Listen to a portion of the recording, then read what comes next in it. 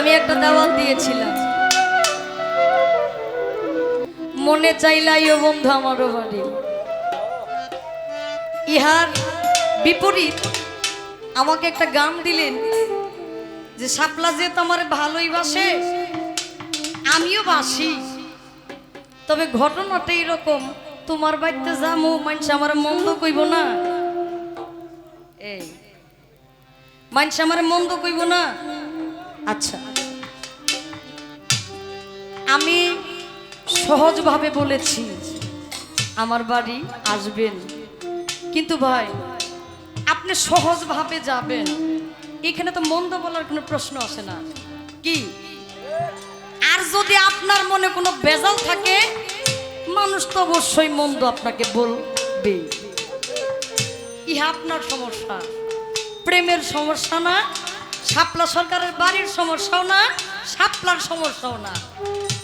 কি আপনি সুন্দর মন মানসিকতা নিয়ে যাবেন, হ্যাঁ এইখানে তো কেউ আপনারে মন্দ করার কথা না, আপনি সঠিক মন মানসিকতা নিয়ে যাবেন, আপনারে ভালোবাসবো, আমিও বাসবো, আমার বাড়ির মানুষও বাসবো, আমার জেলা সহ আপনারে ভালোবাসবো।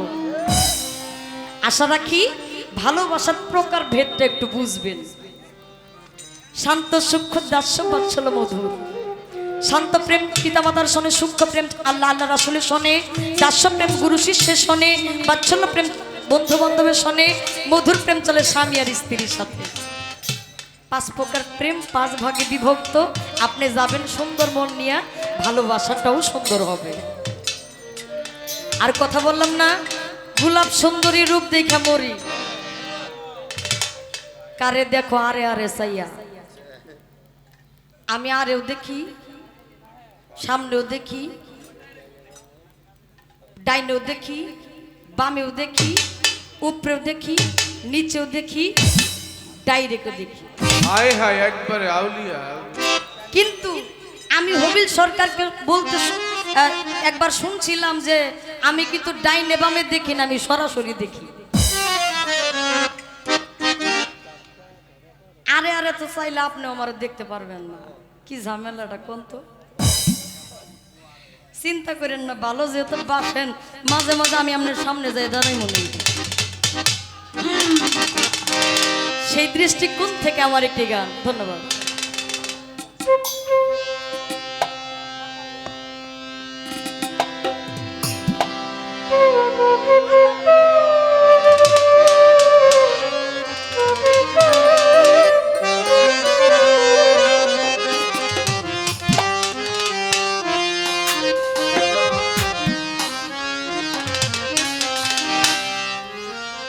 ওরে তালহারা এক বেতাল,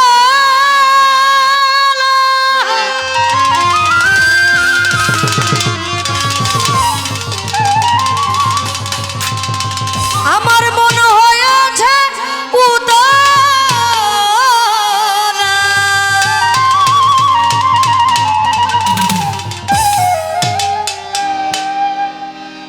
উদর ভরিয়া প্রেমে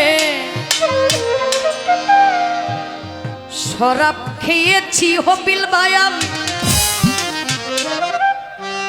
উদর ভরিয়া প্রেমে শরাব খেয়েছি।